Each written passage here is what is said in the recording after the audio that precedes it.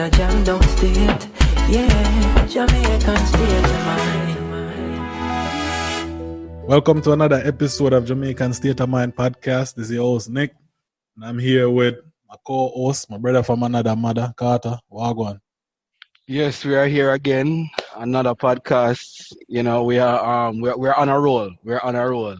You know, this is a good momentum. I think we've done about two and this is our third one in less than 2 weeks. So yeah, I try to put in the work, you know. Yeah, we're not productive in a pandemic. We have a special guest on this episode, a fellow Jamaican podcaster as well. The host of Kulcha Shock podcast, world traveler herself. Welcome to the episode, Charm. Thank you guys for having me. I am such a fan of the show, so I'm really happy to be here. Appreciate you making the time so we can make it happen, you know? Of course. All right, so before we get into something, so who is Charm? So I'm Charmaine. I was born and raised in Jamaica, Mandeville, to be specific. Look. Of course. I have been living in South Florida now for about 8 years. Prior to that, I was in New York. I'm a medical device professional and I just do podcasting. I started doing it because I was kind of bored and I talk a lot. And my friends are like, why don't you put your voice out there? So it's coming up to a year of doing Kulcha Shock with Charm. So here I am. Well, that's good. Yeah, starting a podcast it's so easier. Mm-hmm. I know it is, you know. And it's a lot of work, but you know. Yeah. I'm glad you're in that space because, like I said, I wish a lot more of us in that space. Right. I think it's just daunting for people because they're not sure, like, you know, how to set up, where to go. So taking that first step and being consistent is key. Yeah, for sure. Yeah. You know, so before we get into some more, all of us, I guess, born and grew in Jamaica. Mm-hmm. Right. You know what? Let's just be polite, Charm. I don't know if Nicholas has given you a formal introduction for himself. So let me kind of drill him so he can get more information out of him that way, right? So, first, tell her, you know, first and foremost, the school that we all went to together. We doing this? We doing this now? We're here? Right. Oh, God. I'm just going to brace myself. Can I make a guess? Go ahead, sure. Can I make a guess just based on the couple minutes of interaction that I've had with you guys? Can I make a guess? Yeah. All right. Give me like a ballpark. And I can give me like a ballpark area, and I think I can narrow it just down. No. We can't get that. If we just get the name of the no, we just like get the Kingston. name of the That's road. it. In a Kingston. If we get the name of the road, It's in Kingston. That's all they need. Yeah. It's in Kingston. It's a The traditional. answer is either going to upset you, yeah, or be correct. Hey, you put yourself in this position. All right, so I'm going to go ahead and say Kingston College. Yeah. Yo, and the worst one to choose. No, you did not. Oh, the man. The worst one. The worst one. Yo, we'll follow our brothers after them here that them supposed to shoot some shots. Jeez. Way off. Oh gosh, I love doing that. I give you one more chance. I love doing that. All right, based on the reaction. Absolute. Okay, based on the reaction, it has to be somewhere that really hates Casey. No, we don't have a hatred, you know. No. Or a rival. Oh, that's the word. We are rivals. So I'm gonna go with Calabar. Every day. See? Not too bad. Not too bad. Yeah, that really was upsetting to say Casey. Imagine it. Purple and white, fire. Yeah, boy. But understand it no.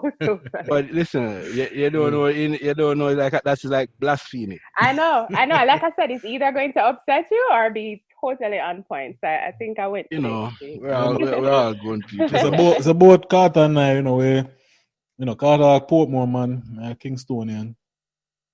Both of us went to Calabar. I graduated Calabar. I've been here since 17, so I may been here since finished high school. I didn't do sixth form and stuff. Carter did all of that, but yeah. So you guys same like you. I used to senior? live in New York. Then I moved to Atlanta. Yeah. Okay, you're in Atlanta. Okay. Yeah, Okay. Cool. Yeah, it's funny you said so further. Yeah, that's what I said. Nick came here right after fifth form, and he's been here moving from New York to Atlanta. I came here in around 2013, 2014, really. Pretty much grew up in Portmore, went to Calabar, then went to UA. Lived in South Florida, recently moved to North Carolina. Okay. Yeah. All over the place. I know. So I mean, high school wise, Mandeville is pretty small, but I went to DeCarter College, so hence that's why I said KC first, because we're like sister schools, we're the same colors. And then I went on to Manchester High for sixth form. I went to UTech, and then after UTech, I came to the States and went to do graduate school in New York. So that's kind of how I, navigated around. But I kind of find it, I always find it interesting to talk to people about like just going back to the education system,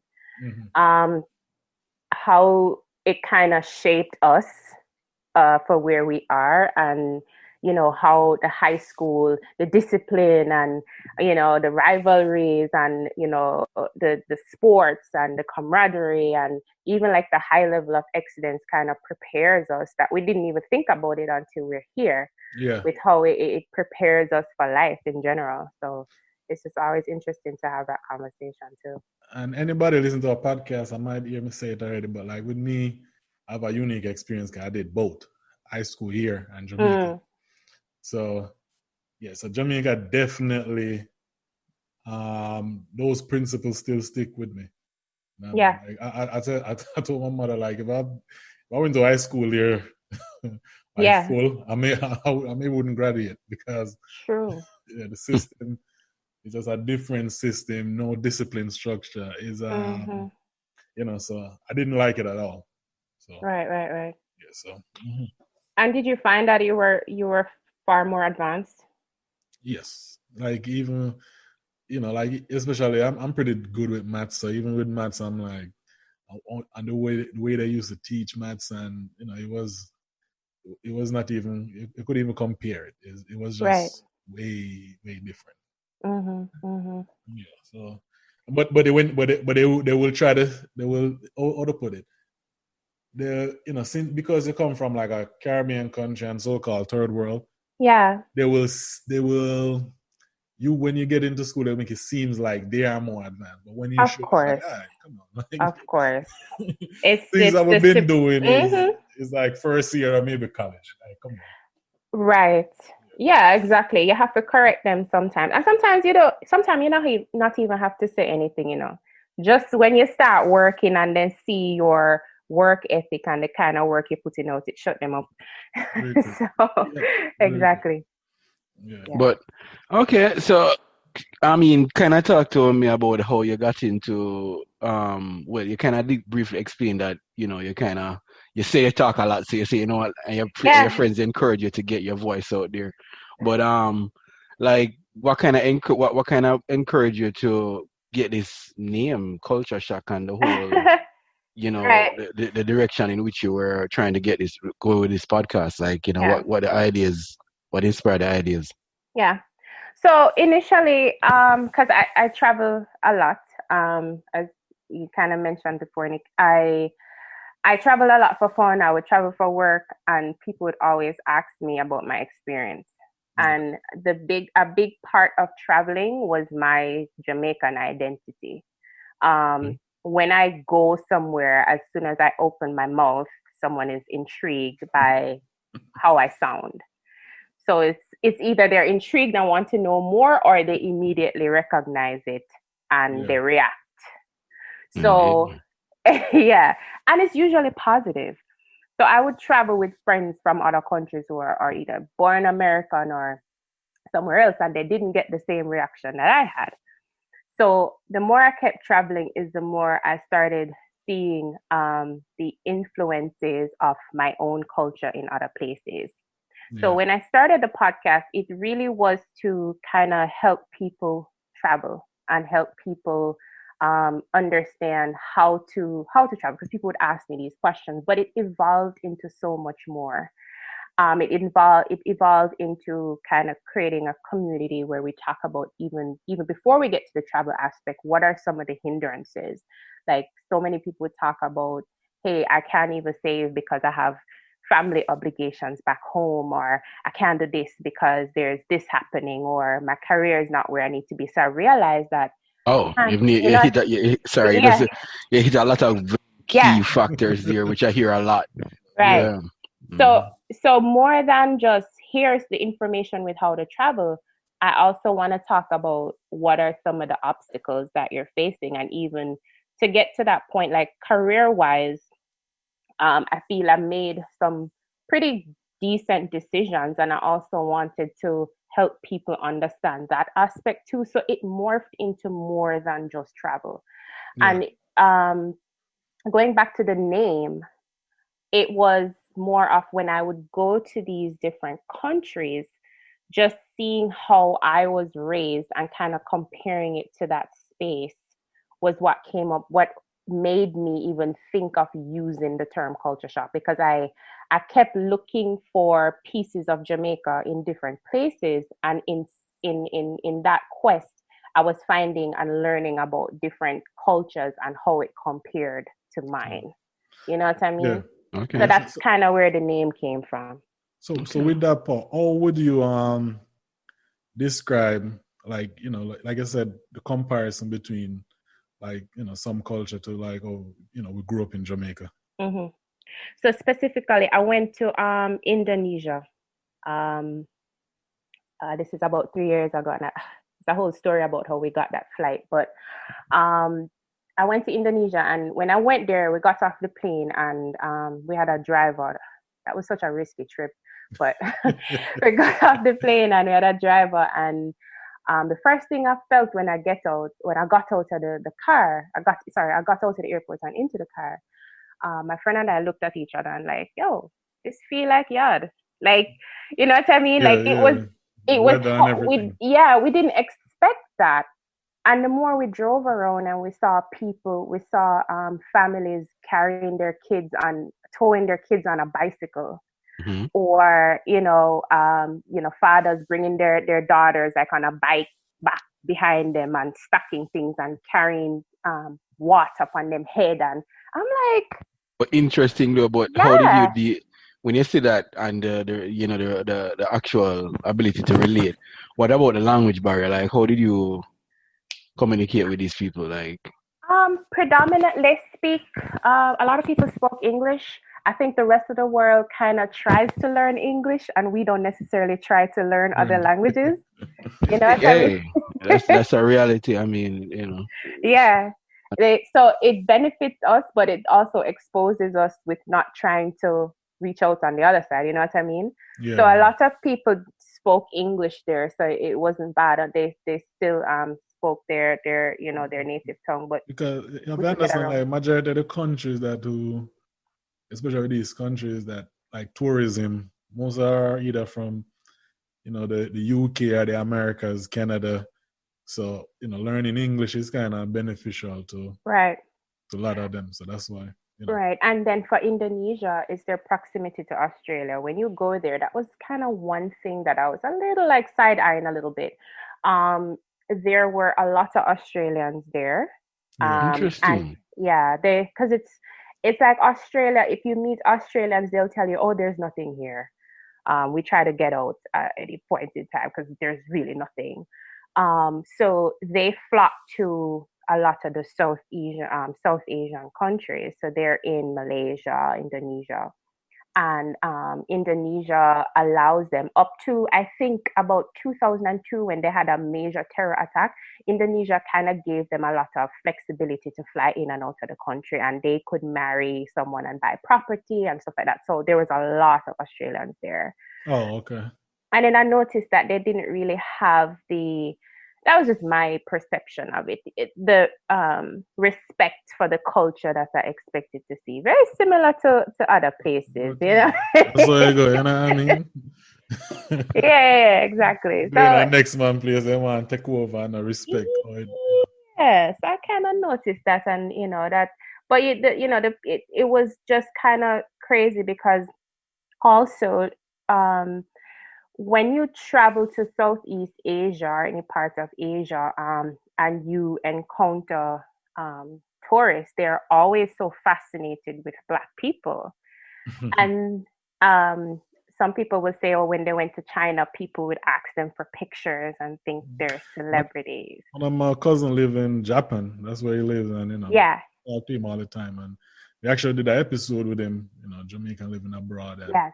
Yeah, he talk about that too. Cause he says, he's very tall. You know what I mean? He's all things I'm like 6'2", 6'3". So he's like, so in Asia, a Black youth, Jamaican, 6'2", 6'3". Yeah, you're very. You're a ball player. They think you're a celebrity. Yeah, exactly. So yes, I'm talking about that too.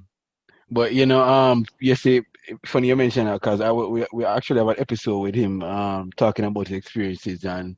The whole he actually learned some of the language here was kind of really, enlightening. But just to because him like he live in Cuba for many years. That's why he's got his master's degree. So he has to learn Spanish, and then he's traveled all the way to that across the world. Living in Japan for the last 5 years or so now. And he has to learn, so he's very fluent in several different languages. That's awesome, though. Yeah. But exactly. But to piggyback off that whole experience, and talking to him, we touched on a little bit about, how do they receive him as, as a Black person. So with you getting into Indonesia, how did they receive you? Did you feel welcome? Did you feel like they were a little bit staring and astonished of how is Black people in their country, or is their population diverse? So my friend and I went, and she has dreadlocks, and they as soon as we got there, they're like, "Oh, dreadlock people." I'm like, wait, what where are you no. But they love Bob Marley, and everybody kept telling us about this club that was a Bob Marley club. It's legit a club with Bob Marley pictures, drinks, everything outside. They're like, you have to go there. And then there was some people who thought we were Venus and Serena, and they kind of took pictures of us. So it was very welcoming. We didn't feel like outsiders necessarily. They were really welcoming, and people wanted to know where we were from. And also I met a lot of Indonesians that worked on the cruise lines, and they went to Jamaica, so they used to so that was interesting because they were telling me, one guy told me, I know a Trench Town. I'm like, what? who brought you to Trench Town? It's like he stopped over, and they actually left and went on the island with another Jamaican that took them around. Bring them around. Right. That's one thing always amazing, and with our culture is the people who the different people, even in my life, different people I've met. It doesn't matter if they speak English or not. It doesn't matter where they're from. They're always able to recognize either my accent or something. And I remember this guy. I forgot I think he was from Ecuador or something, and I did a job for him, and this guy don't speak no English, but he has the Bob Marley album and one of the big, the old record player. Yeah. So he start playing all different Bob Marley for me. I start singing it. I say, you know that? You know this? I'm like, but it's always so.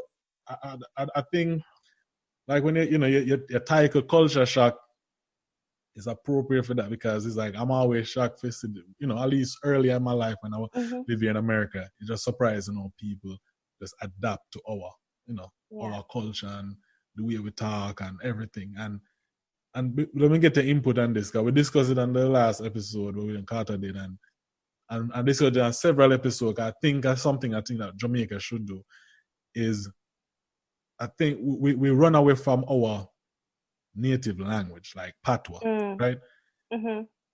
And you know, I watch these different geography show and they talk about different country, and every other native to that they have their own language mixing either with English, French, whatever it is, you know. But they have their own native, and like patois, I don't think we appreciate patois, at least the government instance, because I think that should be identified as own language, separate from the standard English. Right. Like most countries do Creole. You get what I'm saying? Because so what you think about that? Honestly, Jamaican culture is so strong. Like before we even go there, we have I can maybe venture out to say we have like one of the richest cultures on the planet. Yeah. And it's kind of heartbreaking when we see us not really embracing that and monetizing and really selling our product.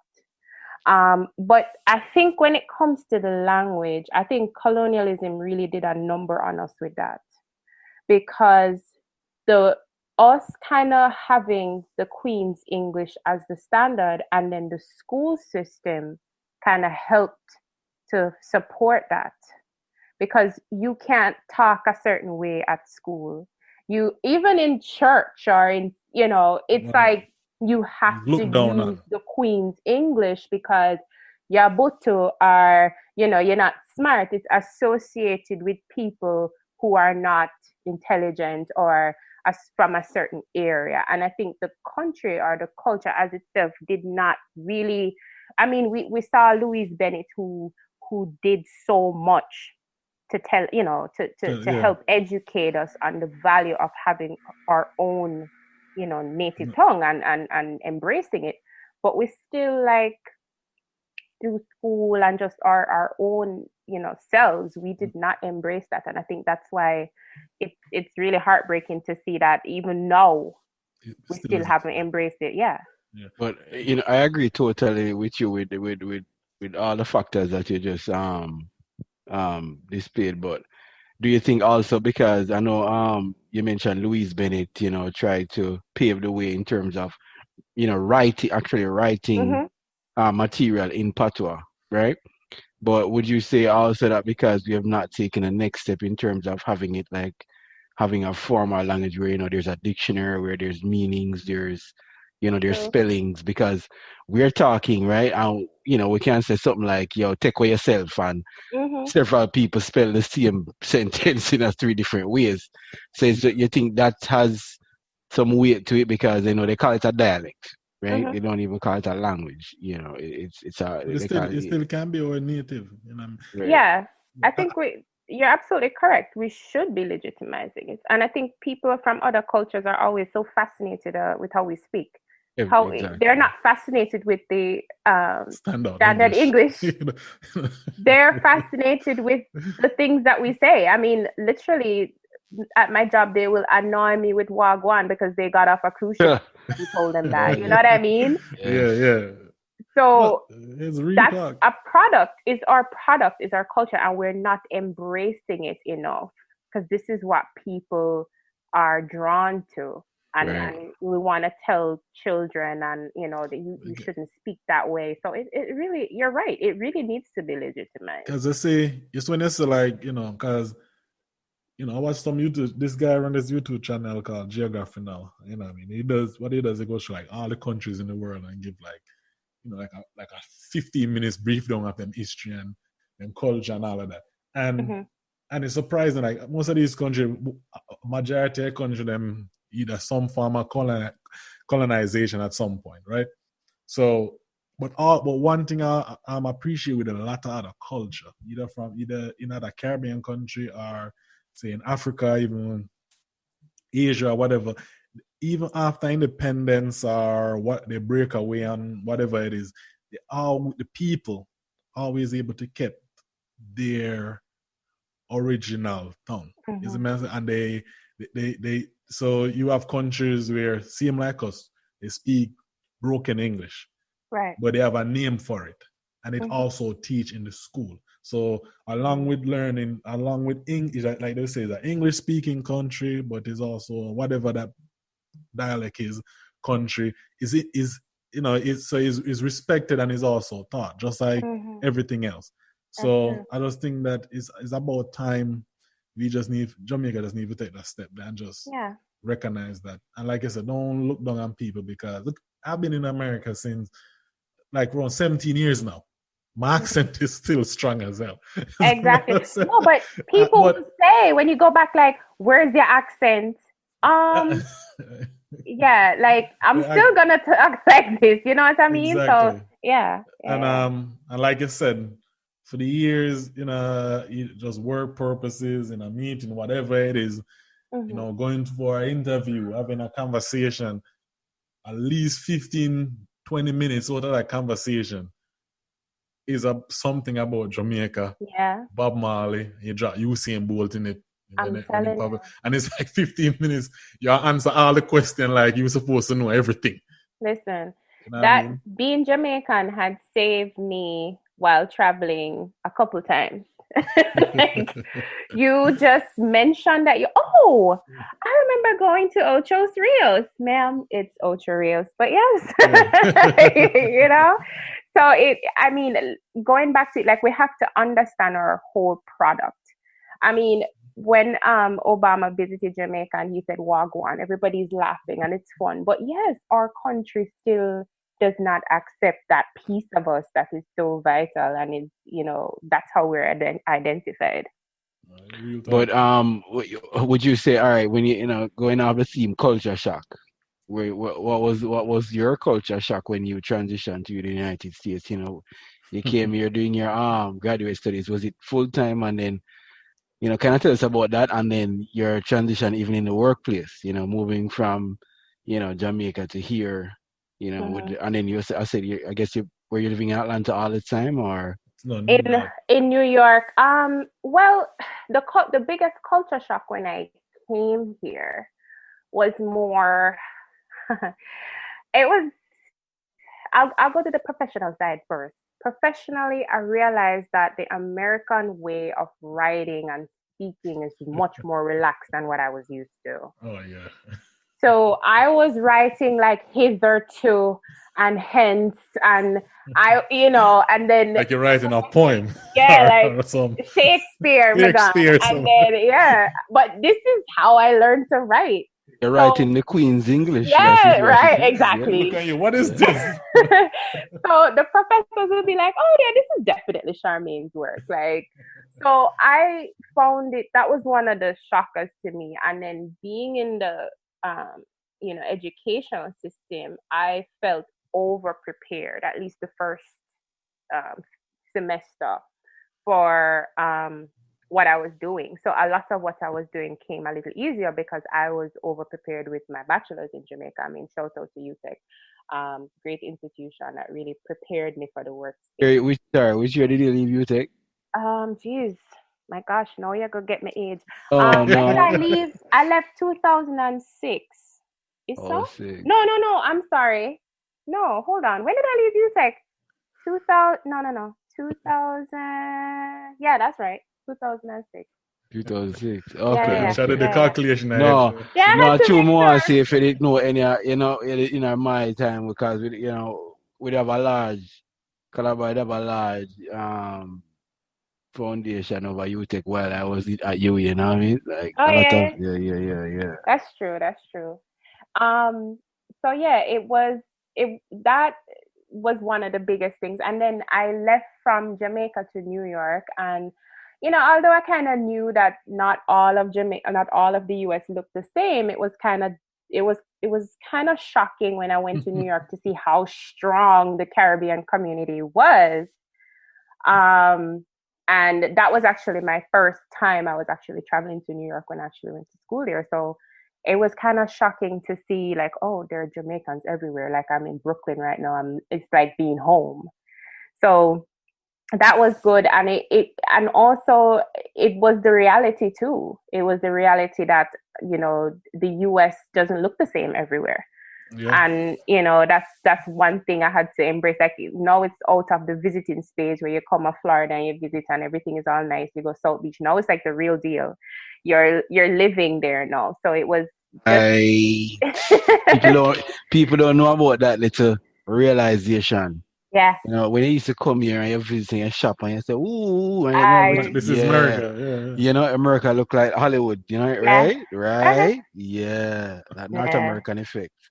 Yeah. Continue. I won't stop you. Right? No. I think it's pretty much the same. And then college for me my grad school for me was a predominantly white college. So it was a lot of there. The experience was, I think, very good for me because it really gave me an insight into not only, the space that I was staying in Brooklyn, but actually understanding the other facets of America, if you will. Mm-hmm. And one thing that jumped out at me is that a lot of Americans that are here do not understand that people outside of America live very well and can afford to pay for certain things. That I think Carter said this on an episode already where people think Jamaica we live in a hotel or something. Exactly. I had an episode also that I kind of spoke about that with like setting family boundaries, and I was saying on the episode that people don't understand that people in Jamaica live way better than a lot of people who migrate to the US or anywhere else. And, it's like something that you need to reinforce. So that was kind of one thing that I saw when there was a group of us who, we studied together. We kind of traveled. And when I came, everybody was kind of fascinated. Oh, the Black girl in the group. And they wanted to take me out. They wanted to, because they didn't realize that I was not Black American. So they expected me to know who the newest rappers were, and they would play rap music in the car. I'm like, guys, I listen to dancehall, but okay. And all right. You see, you're hitting. What I tell you, say, you're hitting some real experiences. So let me ask you this: so how did you take that? Did you take it, like the typical? All right, let me not say typical. No, I'm happy you said that word because that's right. Right. I didn't want to use the word typical. Let me take it back. I'm happy you used it. I know what you mean, but but it hits the nail on the head with how. Right. I was trying to be rush, but no, I feel bad when I say it. No. I know. But what I'm trying to say is, how did you take that versus somebody who would probably take it offensive? Yeah. I was learning. I was really just taking it all in. I had experiences where people would, because my friends would like bring me to their homes and bring me to their communities to introduce me to their family. They were just like, they wanted to help me integrate. And I would get comments like, oh, you're different, you're different. And it didn't really attest to that one too. Yeah, it didn't really hit me what they meant, but they're like, oh, you're not really Black, you're Jamaican. That was how it came off. That's how it came off. You know what I mean? Yeah. And I've heard that at different times being here. And I had to like really absorb that a little bit and really figure out what they meant, because the more I thought about it and the more I, started to get involved with other Black American friends is when I realized what they meant. And it was offensive, because I was trying to understand, why do you keep saying that? I guess both of us, even Carter and I, can talk about, particular scenario like that. Because as I said on this podcast already, you have being Jamaican in America and just being, a Black Jamaican and being just a Black American is to a lot of people is different, right? Because I will have conversation with somebody like a white person, and they're talking to me like I'm not Black. Mm-hmm. You know what I'm saying? Mm-hmm. Like I'm saying, like I would say, some of the stuff you're saying right now is kind of offensive. I'm a black person. But they assume that are you Jamaican, so it's You're not different. black. Yeah, it's different. Exactly. So you know what I mean? Yeah. So I know exactly, what you're talking about. Right. But why I asked her, how did she take it? Because for example, like, coming here and, you're black but you're Jamaican, so you come from a different cultural upbringing and, a different sense of self identity, if I should put it that way. So, coming here and interacting with the Black American community, and they've got, some of them have witnessed certain things that we have not witnessed Right. up. So it has a different trauma and effect on their psyche. Yeah. So we might have a different sense of proudness and direction when, we're not even, sometimes I'm not even looking for the fact that somebody is doing, like, when Being offensive. they will say, listen, oh, it's because I'm black. That's the first thing I jump to as a defensive mechanism. But, I'm not in that same wavelength most of the time, because I'm not saying that I've not experienced it directly like that or anything, where somebody's trying to block my progression because of my skin tone. It's more of, listen, you come and I'm performing. Yeah, if I'm coming and I'm performing typically, I don't know, listen, it might be different for many other people, but so far, once I'm performing, I've been getting rewarded, with Correct. and Yeah.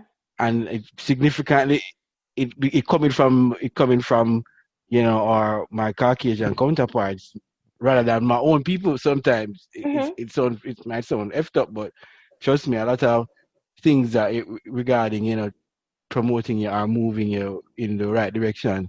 Sometimes people from the other races see your potential or see your work and say, you know what, they'd rather have you on their team and reward you, while their own counterpart will use and abuse you. And I'm working at a corporation where, from time to time I still keep contact with those colleagues because I'm working for a different company now. But and you hear the corporate politics, but then you hear some daunting news from our own people. We're telling them, say, oh, this is actually our own people doing this to us to block our progression. No, and then guess what? And as soon as they move that person out the way, guess what? It looks real bad now that the new person is from the other race and immediately sees your potential and gives you the opportunity. Yeah. Then what do you say? Because we have no unity. Yeah. No, I two things I want to say Not ready about for that that. conversation, No. It's you're absolutely correct, and I think as Caribbean people, Jamaicans in particular, we have a certain kind of privilege that we don't always embrace. Growing up and being able to just go to a school because you're brilliant and you go to the best school is something that not every American has that opportunity. That it just to even start there. There's so many roadblocks for Black Americans that we necessarily didn't have. And I did an episode about racial disparity in the US right after the George Floyd incident. And I remember one of the guests, she's an attorney in South Florida with her husband. And she said, I don't know if I would be the same person now if my mother grew up in the United States or had me in the United States as opposed to Jamaica, the opportunity. So there are certain things that Black Americans will experience throughout their lifetime that we don't experience, and it carries with them.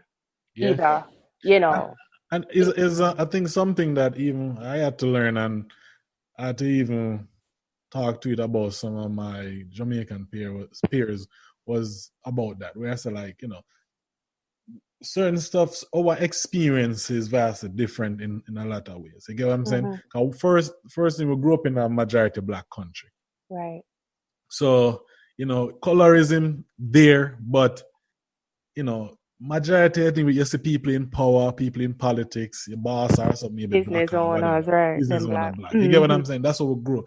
So imagine you grew up in a society where it's not like that. You understand? Yeah. So sometimes even with me, I had to understand that growing up. I used to be like, all right, why? Like I had to put it. You Right. work in your business, you perform, you get rewarded, you move up the ranks, blah blah blah. And then you have somebody who complains and say, "Yo, just because my skin color." Yeah. Like, And that happens. yeah, that do happen, of course. But I'm just saying, It does. even for Or there's us, a glass even for ceiling that's what I'm for saying. Yeah. Even for me, I would say, one time I used to think like that though. Like all of these things happen going into my favor, and all I'm doing is just performing.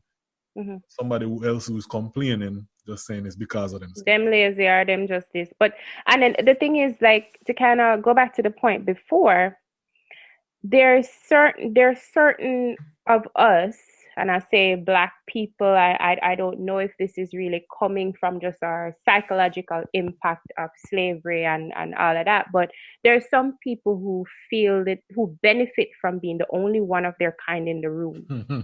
So when you go into a company and a VP or a senior leader, which I've experienced before, is black or worse, Jamaican, from your own parish, Man, they shots will fired. try they will try everything for them to be the only token, is what I call it. All right. And I'm going to add to that because I work on the other side of the fence in the employment industry. So I work on the HR side. So there's a thing called, I don't know if I should be giving out all these things, but let me tell you. But one of the things, right, other companies at a certain size, let's call it companies that are considered not mom and pop, right? There's a government requirement for a certain amount of diversity Right. within a company, and a company gets several different credits, and they are very valuable. You know, what I mean, big tax credits that come because you have hired a certain amount of minorities, whether it's Black, Spanish, or females at a certain level within the corporation. Interesting. So when you use the word token, there's that thing, you know, that token black person. Because I've been in meetings where it is said that yes, we definitely need but of this color, and this qualification to fill this position because it is what we need to make that tax credit. Right. So and then they don't tell the tax credit about because you know. But it is a part of, imagine, this is a requirement from where recruiters, when they're looking, that is, you get evaluated based on doing those things. So just to kind of bring in an insight that yes, that does exist. That does help. Yeah, you know, it does help the company, and I think a lot of companies are embracing diversity and inclusion, and that's great because it's important to have a black voice or just voices from all walks of life on certain boards, qualified, of course. But we see the need for this when we see companies like Gucci and other companies make like irresponsible decisions when it comes to, what they're putting out there. There's no black person in that room making that decision. So I think, but the other side of it, there's a benefit if you do that as a company. There's a benefit to you if you do that. So it's two ways for me. It's like, a lot of the black people who get into companies, some of them will help or want to see, people progress, and there are others who will kind of just stay where they are and not try to help. And then, of course, there are other Black Americans who kind of fall into the cycle. Well, I'm not going to get promoted anyway, so why should I even care? So, it's twofold. Yeah. There's a lot of layer right there. We can dissect, but move on to something else. Yeah. Yeah. With your podcast now, right? Carter said him try to listen to a few episodes, but I have actually listened to a couple myself. One of the interesting one you did was dating dating a Jamaican man. I know the pros and cons. That's the one I was telling. It was before. No, but let's see. The reason why I'm bringing up the one there, I appreciate you having way more pros than cons. Thank you. Because I appreciate that a lot. I think she was treading lightly. I got so much heat because what I actually did on my Instagram page, I actually put out a question. I'm like, give me some pros and cons. Yeah. And I was shocked that there were so many pros because I feel like Jamaican men get bashed so badly that I was actually so excited to talk about it because I was naturally shocked that there were so many pros, to be honest. I thought I wanted to do an episode where we talk about like, dating a Jamaican and the three different Jamaican man or whatever. We never get too deep in it. Yeah. Because, Yeah. Like we do get I'll tell you a quick story. Back in the day when I live in New York, right? One of my brethren went to this thing in Manhattan, the show. So we were coming back. And we pull up our stoplight. And you hear the story of the Carter. And two girls pull up beside us, right? We now BMW, them now BMW. So my brethren goes and wind down the window and say, good night, the Jamaican way. Oh God. and then so the one of them wind on the window and I say, oh, hi, whatever. And our friend say, oh, you cute, So my brethren said, something else. And she said, oh, hold up, where y'all from? Oh gosh. And he said, Jamaican. The girl literally, I don't know what a Jamaican man did to her. Just speed up. But the way she said, I don't F with y'all, I speed up. Wow. But you see, there's also where, but then you have another story now where, work. I remember when I did what was it? Probably second year or something, did the work and travel program, and you work in hospitality front desk, right? So you meet all kind of people from all over the world because them doing it's like college from all over the world, right? So you hear different stories about different countries and them cultures, and then one day I just remember, can't forget this lady. She was actually older than everybody there. She was American and she was Black American, and she, hear my accent, and then she just go into a story about the Jamaican man she date and how the man can cook and, when do to her from him not do to her in a bed, and, and, trust me, so everybody saw it look for me different now, so I'm never say, well, kudos to the man because trust me, himself me like a, you know what I mean? But, when you hear them story, them never say, listen, those are the pros that me hear you come out in the thing, like, I guess a lot of times we don't hear about Jamaican men and their ability to treat women, so, because, trust me, even some me dating here, like, some simple things out of them, and you get praise for it. I'm like, what? I'm like, what? Someone said to myself, what kind of man? Yeah, exactly. But it's funny because after that episode came out, and people actually wanted me to do a live on it because people just wanted to say something. Like everybody had an opinion. And one thing I heard a couple times, and it made me think about it. So someone asked me, like, who gave you the pros? Like, where are they from? And they're Jamaican woman, or they're not trying to say, right? Yeah. They're like, not some other man get them pro. They're like, are these some foreigners? Because a couple people were like, listen to me, some Jamaican men will treat some foreign women different from them how they treat us. And I was like, I mean, just like I'll go with the facts here. That's what I heard. I haven't really dived into that. I haven't really dived into that. But there were a couple people that said that. You see, then we were going on the right path, and they were just going left with that. Yeah, they were like, wait, where did you get those pros? But in all seriousness, I think it was very important to do that because it also underscores some of the problems. Like with pain, there had to be some passion before the pain, right? So you were enjoying all of these beautiful things. And then the one thing he did, which usually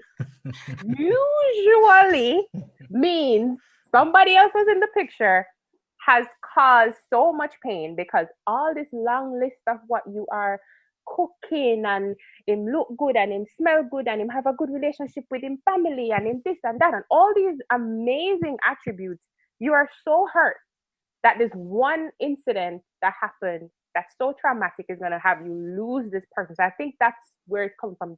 The small bad things that we may think is small has such a big impact on the woman. I think that's why. But it's in my thing though also.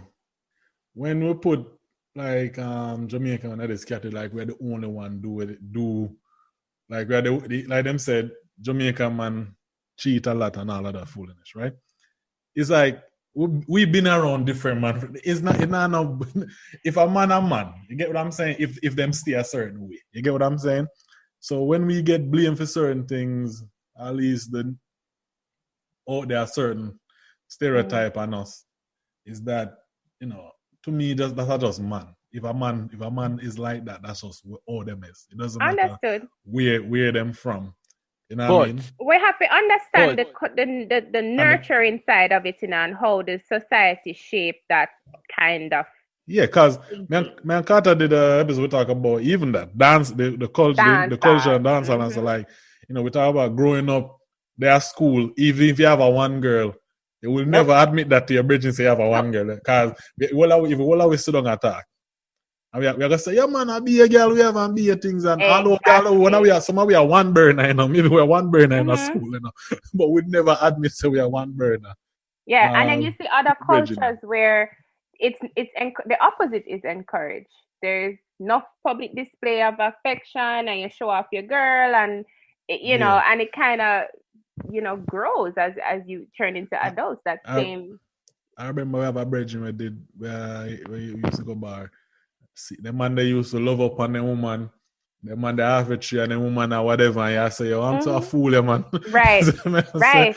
Where as the older we get, we understand that that's the right way it's supposed to be. But you know, growing up in a certain society, you know, obviously the dancer culture, just society and a whole, you know, you think a man should act. Right. All of our affect, and you know what I mean? And all of them things they're hard to come out. It's hard to grow out. You have to make a conscious effort. It's a lot of unlearning. Unlearning, and you have to take a conscious. You have to make a conscious effort to do it. And actually see the need for it. Exactly. Because that's the problem, you know, sometimes. So that episode did some numbers, and people were DMing me, and women were cussing me out, and you're too biased. Can I bring their own experience and yours? Yeah. I mean, like. Because the reality is this, you know, growing up in Jamaica, and you know, if you want to take it from the music and the culture that comes from the music, you know, it preaches one man having many women, you know, you know, being a man, you know, enough girl and bongo, and you know, me or being a man even make a rash statement one time, you know, one something killed, you know, can't even say it. Right. You know, so if imagine that being a repetitive marketing, it's like it's almost subconscious, right? Yeah. You know, so it depends on the defense against that noise depends on the household you come up in, you know what I mean? So if you grew up seeing, you know, that nuclear family structure, then it kind of is like, hold on. Yeah. You kind of get a comparison to say, hold on, you kind of see something going on here that you don't see going on with your counterparts without that structure. Exactly. So that is my only thing that I observed growing up and go to high school and so forth, where you know you see how your friends, everybody kind of, you know, react to the whole culture. And there's so many like hidden parts to that, like you said, we grew up if you grew up in that household, but then there was so many so many instances where we'd see, oh, at your grandfather's funeral, you realize him have two other families, and it's like stuff Yeah, like that man. come in, and it's Superstar. like those I mean, things like no, you see, impact no, you can't. people No, that's for. it. No, that's you go back too far. No, That's why I I'm just never go back that saying. far No, no, because no. Listen, But you what don't, I'm you so don't saying back much is, that far, nuclear bro. it that incidents no, no, no. because no one play Has, with granddaddy at exactly. different levels. That So, but imagine how them man they far have back, two listen in the same community. right? So that's what I'm And saying. there's two people go to school and I hear them name and look and say one. Say, what your father? What your what? Who? And Yeah, Oh, you look yeah, like something. You look like something. yeah, exactly. Say, well, no man, you You look look like like oh yeah. Or the children have to be careful who them date because you never know. you Your my sister or your listen. brother. That has happened My so many listen, times. my own mother wow. tell me a story about that about my auntie. Say, yo, my auntie had I think them like probably I guess when I call back them go all age school, right? Some of Hmm. them are quite sure which, but she said she know them at a teenager and she say, yo, this boy and stop try to follow my auntie who won't walk her, and then somebody keep on and say, yo, listen, somebody at school they like like when we call mountain Uh-huh. or what them call it here again, what the term them use here again, roasting. Yeah, Yeah. So yeah, man, I say, oh, like somebody at roast at school and say, listen, that boy, that boy that look like your brother, Oh, like a joke thing. And say one day, the same boy was walking our woman, and then some family member of my family say, hey, let me say something to you. That boy, your brother. So exactly. whatever you're thinking about, no, Uh-huh. and then she say, yo, just dry like that. yeah. That's But what she got the receipt, and then she could, back then, them never really allowed to ask too much questions. So Christian, Right, just have to right. just just a matter of time when him ready to Mm-hmm. say, you know, well, so I say, listen, your Mm-hmm. brother, quick and story, that was like when they were even almost adults. The man tell them, but they say, Right. in a Portland where my father's side of family come from, I always have to be aware who me talk to. Like my grandfather did Bada Road. See me I say? Right. And there's a crazy story. One of my this girl used to go older childhood. And every day me used to buy the half a tree. Mm-hmm. Every day me used to buy the half a tree and on our bridging and we used to come at the same bus stop and we used to buy that and thing and then one day me there my yard, I don't know. I see this girl pop up on my gate. So me I say, yo, what you do me yard? She said she can look for her uncle, which is my father. Ah, my oh God. my gosh, Yeah. oh my So god, that's something. So imagine, but think about what that does on the female side Oh to man. women. You know what I mean? So Mm. when you think about like girls growing up seeing that kind of behavior in their community, in their family, and then now they're looking for a mate, they're automatically jaded. Like, terrified. you know, so there's just a lot on that whole aspect that I think, like you said, women are gonna give their own perspective. There are people who just shoot down every pro because of Listen, their own no, let experience. me tell you, I'm not gonna lie to your charm. It's it look I see some it's ugly. You see some ugly things going on going on with Jamaican men and women because you know almost like you can write a real soap opera for some of these stories where you hear No, them for and real. sometimes yeah, like for example, I remember when I went to and there's a lecturer, associate lecturer and him do a study at the University at the West Indies Hospital, right? Don't quote me exactly on the stats, but it was over 50% of the babies that were It's born higher than were that. They'd actually just put jackets. that in the. I saw Were that. It's jackets. higher than that. It was some And to the ridiculous audience, number. Yeah. what I mean by jacket is you are like Maury, you are not Nah. the father.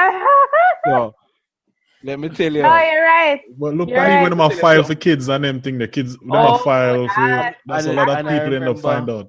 I remember the effect on the lecture vividly because the first thing you was always coming like a 70-30 ratio between females and males, right? Mm-hmm. So this lecture taken, imagine about 60% women and almost 70% women in the lecture with the board. That's about almost 120 people, right?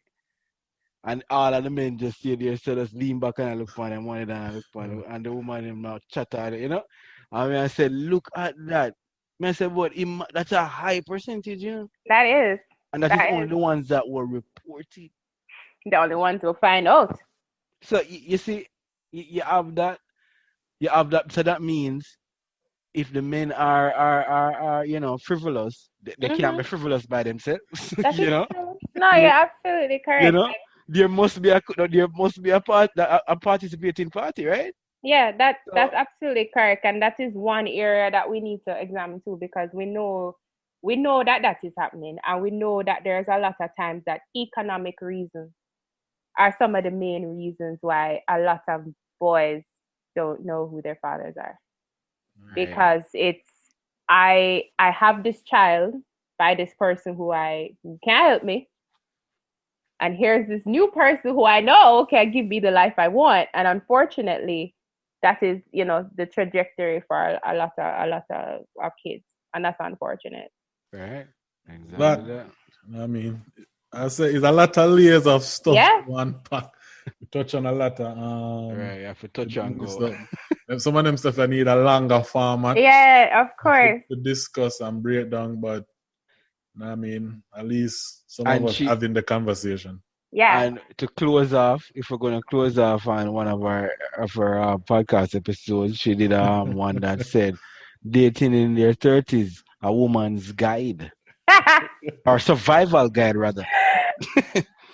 So, you know, as I said, I was kind of just what we call speed listening, you know, in the sense kind of. There's a lot to talk about where that is concerned. I may have to do a part 2 with that, because I also got, you know, mixed feedback on that one. So that one, I think you needed some females in their 30s. And the first one, in the part 2, you can bring on some guys with you in the 30s. The guys, I got the heat from the guys.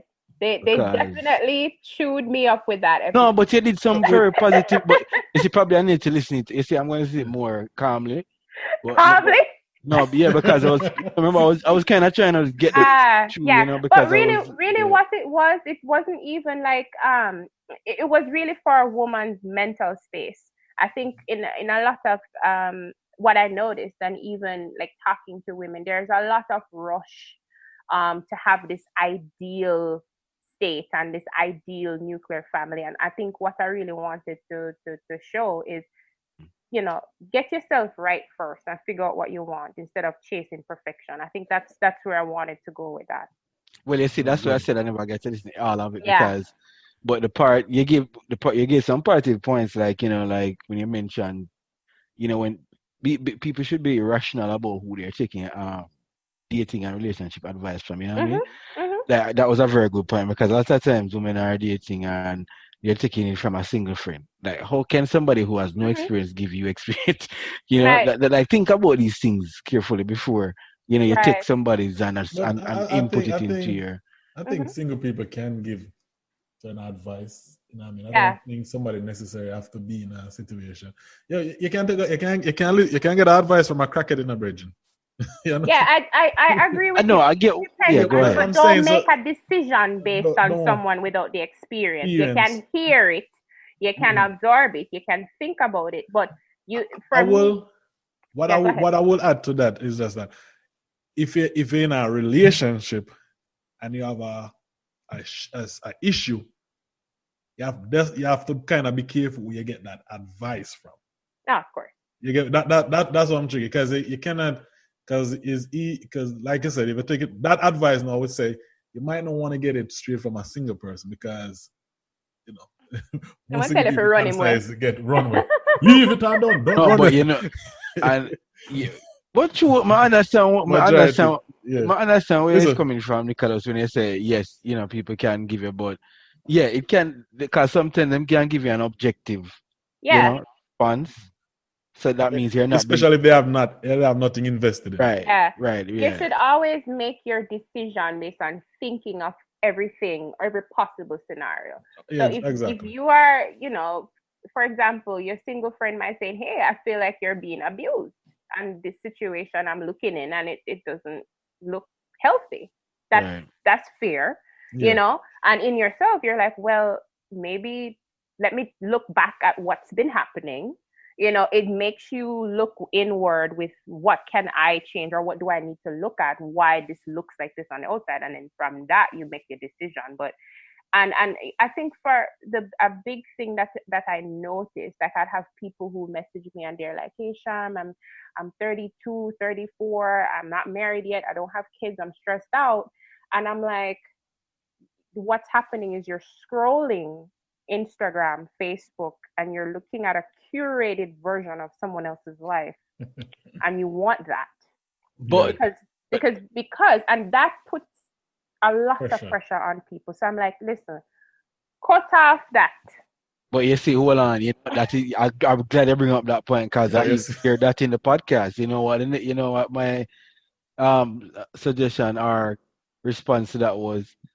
But before the Instagram and the Facebook, charm, remember there is this notion that oh, you reach 30 now, so you have to. At 30, there's certain things that by social standards, society put this thing you should have achieved.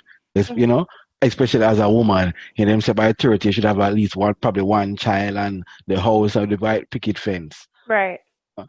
So with that pressure also, I mean, people have, and then think about it even biologically for a woman, reproductive height. Right. She's looking at that timeline and say, well, all right, she's 32, she's not in a serious relationship, things no. So remember, because she can't just meet a man and then bam, she get pregnant. Right. She have to build up something, right? She have to build a relationship. But I feel like, and that's why I say I feel like people don't really know what they want for themselves, because there's some people who get really stressed out about not having that and get it, and they're like, I didn't want this.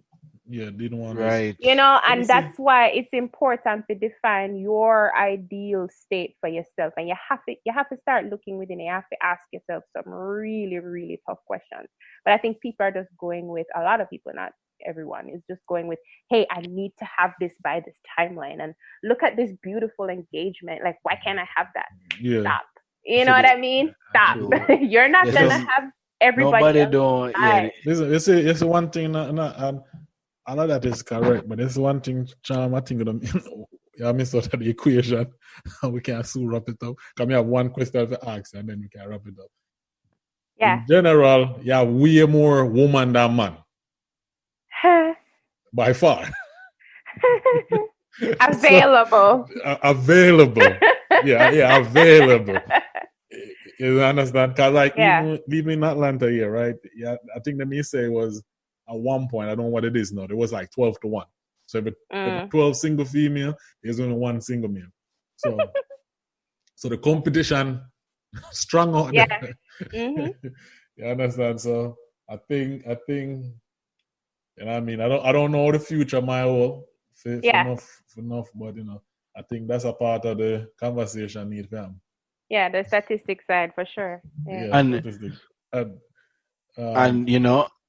quickly and what you see when you put out all that drastic statistic there about the difference in the availability, and then you bring up the availability, because the availability is so blurry. Availability is so blurry these days, because guess what the modern day man struggles with is the availability and the choices, and it's so in front of your face these days. No, I mean availability of eligible men.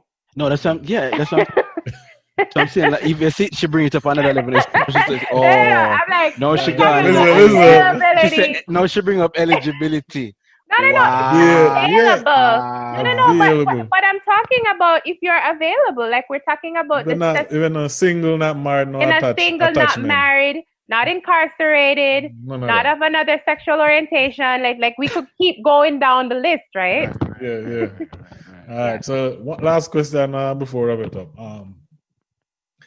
And I think you're good to answer this question. Who you think choose better partner, man or woman? Who I think chooses a better partner? Yeah. I think men do. Why you think that? I think men, and this is kind of a theory that I have. I think men will pursue happiness or prioritize their happiness more than women will in certain situations. I think if a man wants to be with somebody, he may inadvertently or wrongly sacrifice a situation that everybody else might think is ideal for him because he feels that this is what he wants. I feel like sometimes women, and this is our own nature sometimes, I believe, like we will sacrifice certain aspects of careers and different things for certain situations that we don't necessarily want. But I think men do better jobs with kind of choosing who they want to be with, in my mind. I could get a lot of heat for this, but that's just my theory. What do you think, Carter? Quick. Yeah, man. That's a dangerous question to put to her, man. No, I mean, I'm fair to answer. I think it's something I've thought about before. No, it's something I thought. And the reason why I brought that up is that, you know what I mean, and you have to make, and this part have to be specific. When a man is ready, and not wilding and running around doing things, but when a man is ready and looking for a partner, I think there are certain things him would not budge on. Like if him have a list, him a look for a woman, the specific thing, blah blah blah. Yeah. Him would not sacrifice none of that. You understand what I'm saying? While I think most women might, say, but I maybe can fix him up a little and whatever. Yeah. And I think it's a saying that goes that men choose who they want, women pick who choose them, or something like that. Is that how it is? Oh, I know. Okay, I think that's where I heard that, and I started thinking about it because the woman is chosen. We are prepared to be chosen, right? You're prepared to be a wife. Men aren't necessarily prepared to be a husband. Is how been explained. You know what I mean? So we're prepared to be chosen. But it's funny because it could also be said that women are the ones being sought after. You are the desired.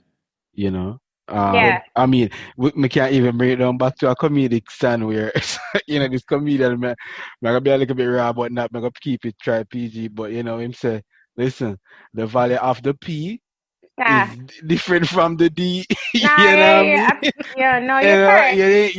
You ain't seen nobody buy no D. Power versus value. Right. So it's hey, come on, I'm gonna fight it, car. We can't do it. We can't sometimes we can't do without it. So Yeah. So on that note. Yes. On that note, make sure you guys go ahead and listen to my podcast. Shout out your podcast, your social media, and all of that. Yeah. So it's Kulcha Shock with Charm, and it's the same on Facebook, Twitter, and IG. Follow me on there and listen to the podcast on anywhere you listen to podcasts. And there's Kulcha Shock, Kulcha. Yeah. I couldn't find it. I tried culture. Culture. Standard English. Culture. Yeah. That's funny. Yeah. Charm, thank you for making the time to come on the podcast and share some of your point of view. I appreciate having you on here. No problem. Thanks for having me, and all the best with your show and everything else. All the success. I appreciate it. Likewise. Thank you, guys. Carter, any last word? Yeah, man, definitely. Thank you for coming and giving us your time, which is very valuable. And I'll definitely I follow their page. Yay! On Instagram, and then I will definitely start listening to your podcast so I can get some more ammunition to listen. All right, no problem. Thanks, everyone. All right. So this is another episode of Jamaican State of Mind podcast, and I appreciate everybody who listened to it. Hey, if you're a new listener, welcome. Thanks for listening. And remember to check out the website JamaicanStateOfMind.com. You can get all the links to where we are available and also the merch as well. Until next time, people, like I always say, be objective, be smart, Peace. Yeah, Jamaican.